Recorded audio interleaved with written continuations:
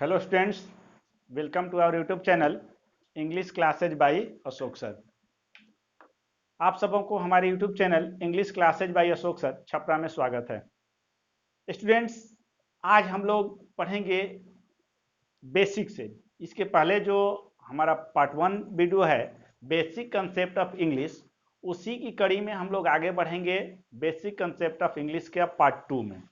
Students, हम उधर एक टाइम एंड टेंस पढ़ा रहे हैं। जिन बच्चों का नियर भविष्य में एग्जाम्स है, बोर्ड्स एग्जाम्स है या कोई कॉम्पिटेटिव एग्जाम्स हो, उसके मद्देनजर टाइम मेंटेनेंस दे रहे हैं। और इधर हम बेसिक से चल रहे हैं, जिसमें कोई भी बच्चा जिसका इंग्लिश वीक है, जो इंग्लिश पढ़ने की इच्छुक हैं, वह इंग्लिश इससे शुरू कर सकते हैं। तो स्टूडेंट्स, इसमें बेसिक का आज मेरा सेकेंड वीडियो होगा। तो चलिए हम लोग सेकेंड वीडियो में बढ़ते हैं। तो स्टूडेंट्स, यदि आप हमारे चैनल को सब्सक्राइब नहीं किए हों तो कृपया हमारे चैनल को सब्सक्राइब कर लें, ताकि आप कोई भी वीडियो मिस ना करें। तो चलिए स्टूडेंट्स, हम लोग पढ़ेंगे बेसिक कंसेप्ट ऑफ इंग्लिश का part 2।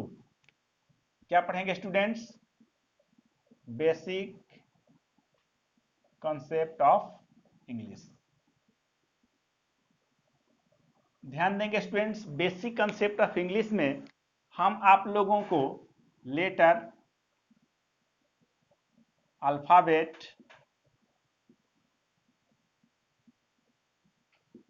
Word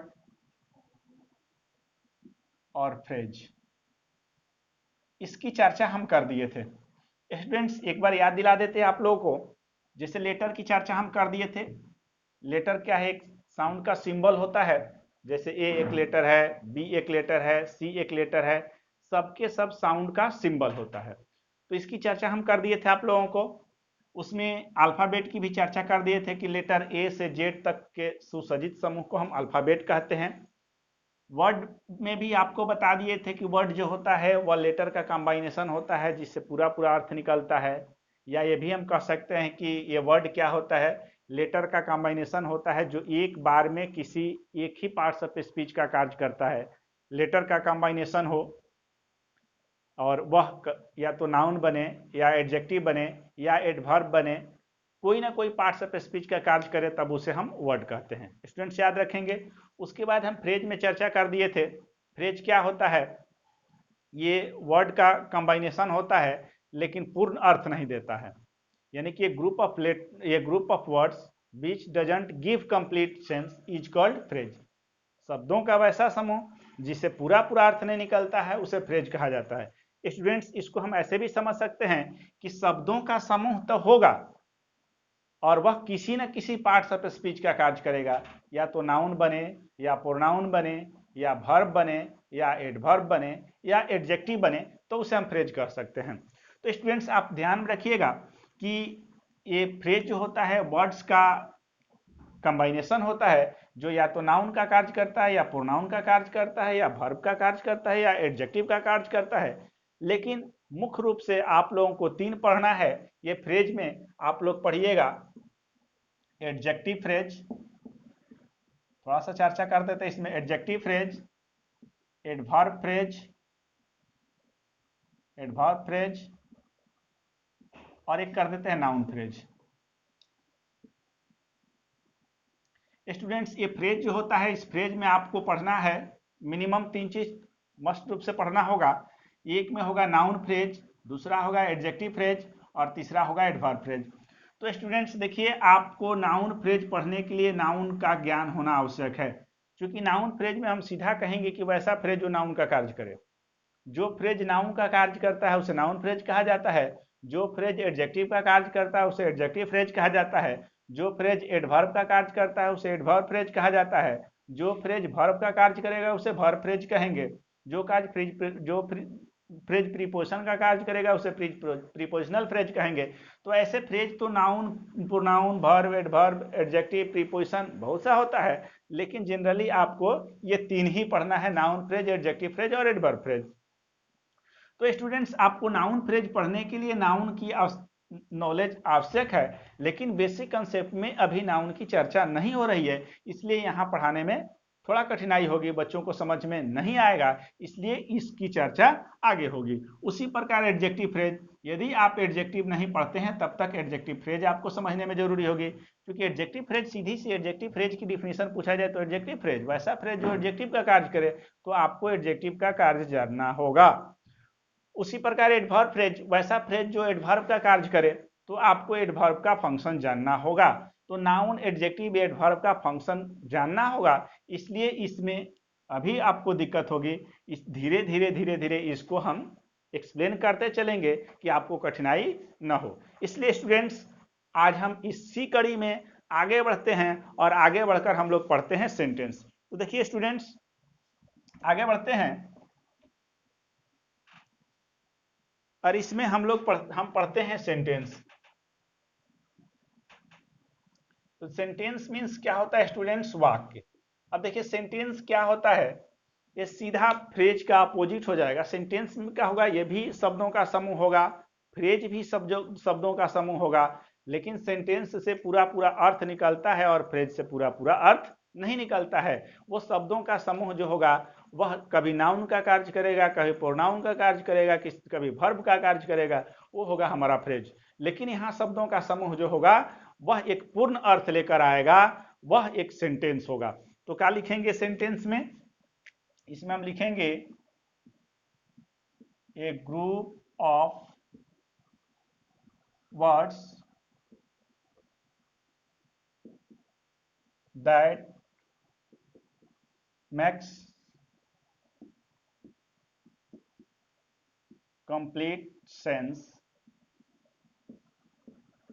is called sentence. Students क्या होगा, ये group of words that makes complete sense is called sentence.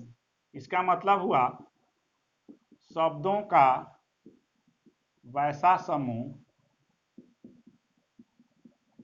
जिससे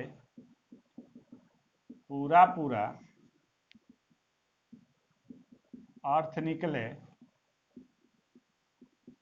उसे सेंटेंस कहा जाता है।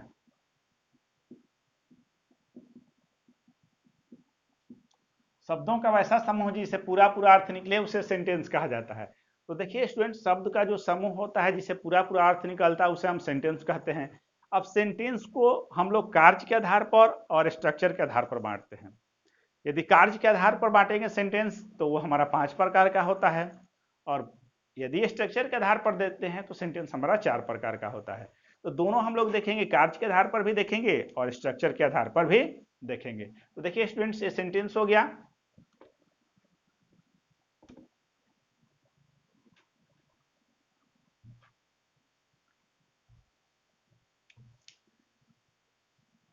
अब स्टूडेंट्स हम लोग इसमें देखेंगे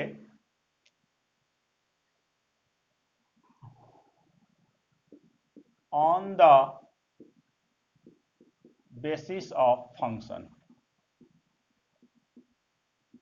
फंक्शन, देखिए फंक्शन मीन्स होता है कार्य, आप ध्यान रखिएगा, फंक्शन का मतलब होता है कार्य, यानी कि इसका मतलब हुआ कार्य के आधार पर, कार्य के आधार पर।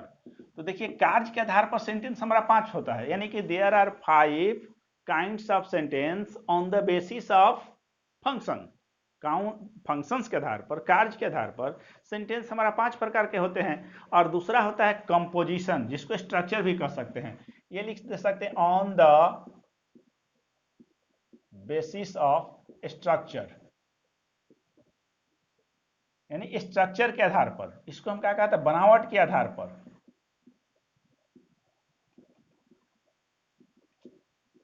ये बनावट के आधार पर सेंटेंस हमारा 4 होते हैं। तो दोनों हम लोग पढ़ेंगे, on the basis of function और on the basis of structure. ठीक है, तो देखिए on the basis of functions में हमारा 5 प्रकार का सेंटेंस होता है। ठीक है, एक होता है एसर्टिव सेंटेंस, और इसको हम लोग बोलते हैं declarative sentence. Declarative sentence, assertive sentence या डिक्लेरेटिव सेंटेंस, जिसको हम बोलते हैं कथनात्मक वाक्य।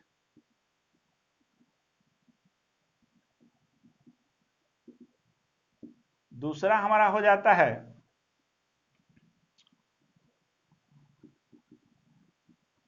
इंपेरेटिव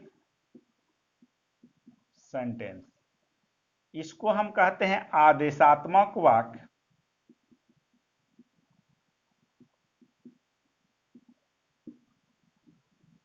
तीसरा होता है इंटेरोगेटिव सेंटेंस। इंटेरोगेटिव सेंटेंस ये होता है प्रश्नवाचक वाक्य।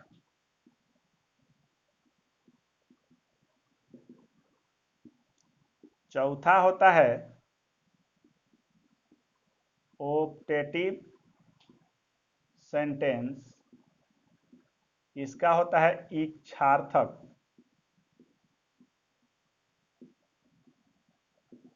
इच्छार्थक या इच्छा सूचक वाक्य।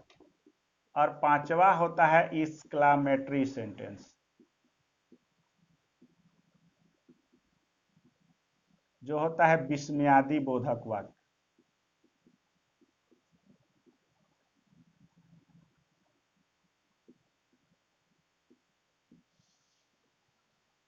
अब देखिए इसके बाद ये हुआ हमारा किसके आधार पर, ये हुआ हमारा फंक्शन के आधार पर। ये फंक्शंस देखते हैं इसके कार्य के आधार पर, और आगे हम देखेंगे बनावट के आधार पर। ये होता है हमारा सिंपल सेंटेंस,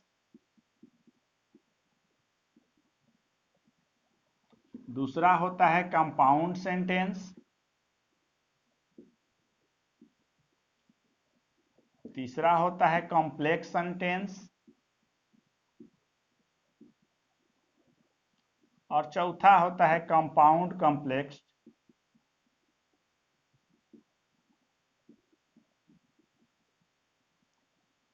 कंपाउंड कॉम्प्लेक्स, और इसको हम कहते हैं मिक्स्ड सेंटेंस।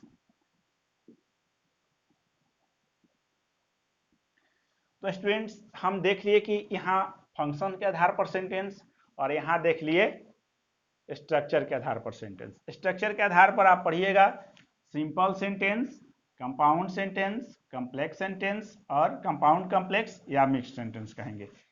ये अब देखिए ये जो on the basis of function हुआ, कार्य के आधार पर, ये पहले के ग्रामर के अनुसार विभाजित किया जाता था, और मॉडर्न के अनुसार इसको हम कह सकते हैं, यहाँ लिख देते हैं मॉडर्न।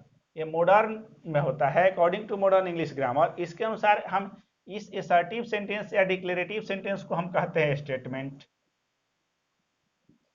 और इंपरेटिव सेंटेंस को हम कहते हैं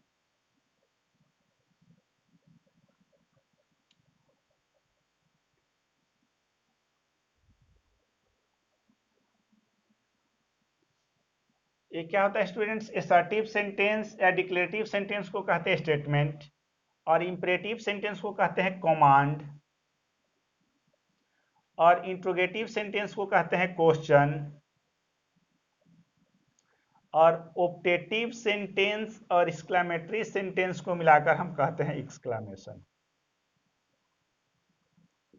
तो देखिए स्टूडेंट्स ये जो हुआ ये हमारा पहले के ग्रामर के अनुसार होता है, लेकिन ये जो हुआ अकॉर्डिंग टू मॉडर्न, यानी कि according to modern English grammar ये सेंटेंस चार प्रकार का डिवाइड किया जाता है: स्टेटमेंट, कमांड, क्वेश्चन और एक्सक्लेमेशन।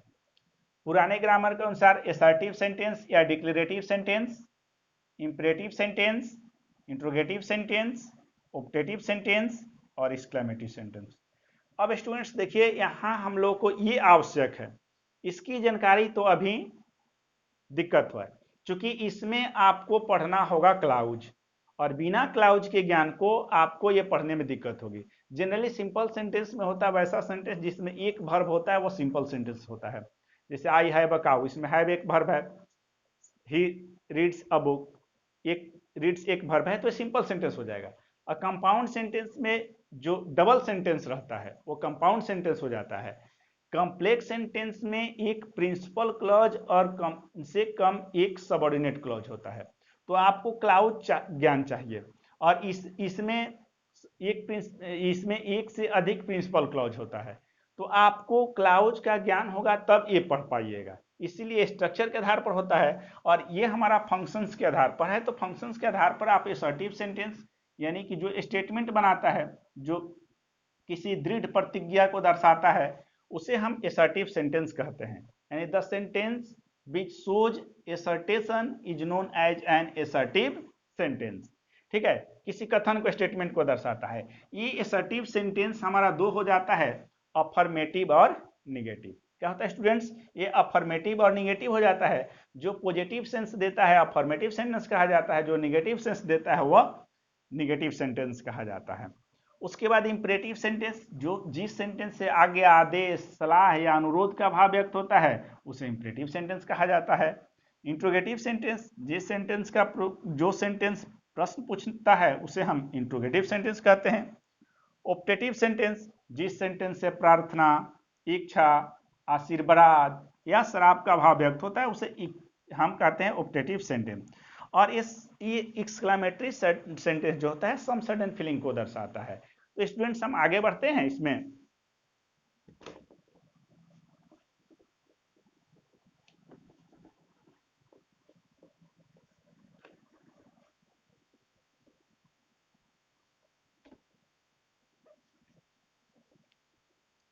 इसमें देखिए 1 नंबर में हम लोग पढ़ेंगे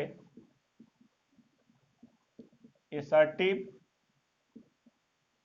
सेंटेंस, या इसको हम लोग बोलते हैं डिक्लेरेटिव सेंटेंस। डिक्लेरेटिव सेंटेंस, ये इस असर्टिव सेंटेंस या डिक्लेरेटिव सेंटेंस होता है, ये दो होता है। एक होता है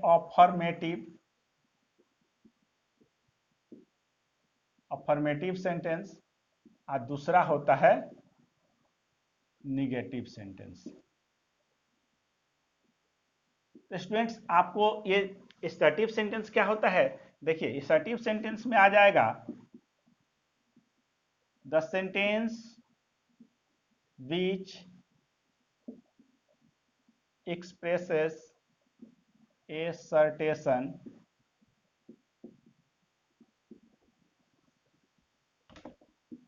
is called an assertive sentence। मतलब ऐसा सेंटेंस जो किसी एसर्टेशन का मतलब होता है दृढ़ प्रतिज्ञा, कथन, स्टेटमेंट को दर्शाता है, उसे असर्टिव सेंटेंस कहा जाता है।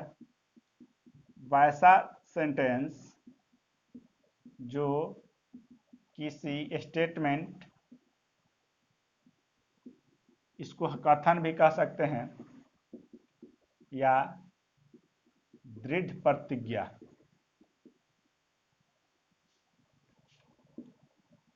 को दर्शाता है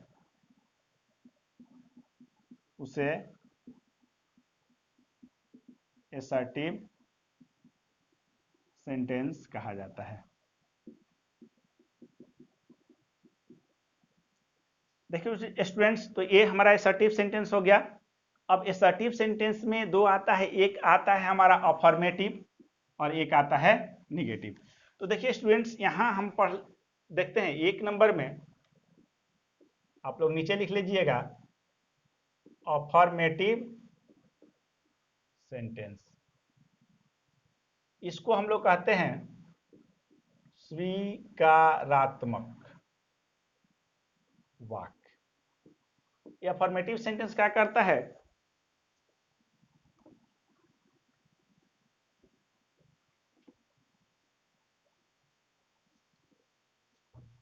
ये देखिए क्या होगा, a sentence which expresses positive sense is called an affirmative sentence। जब ऐसा सेंटेंस होता है जो पॉजिटिव सेंस को देता है, इसमें लिख सकते हैं वैसा सेंटेंस जो स्वीकारात्मक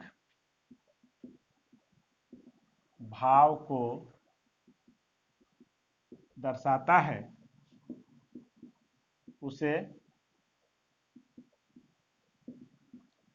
अफर्मेटिव सेंटेंस कहा जाता है। अब देखिए, जैसे स्टूडेंट्स हम कह सकते हैं कि आई टीच यू इंग्लिश, तो ये अफर्मेटिव सेंटेंस हो गया, इसको हम असर्टिव सेंटेंस भी कहेंगे।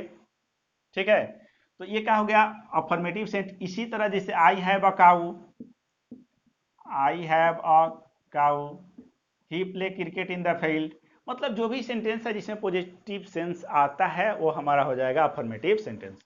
दूसरा होगा स्टूडेंट्स निगेटिव सेंटेंस, इसको हम कहते हैं नकारात्मक वाक्य।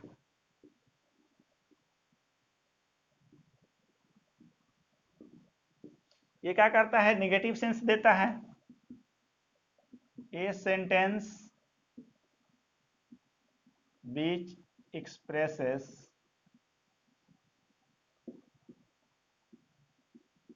negative sense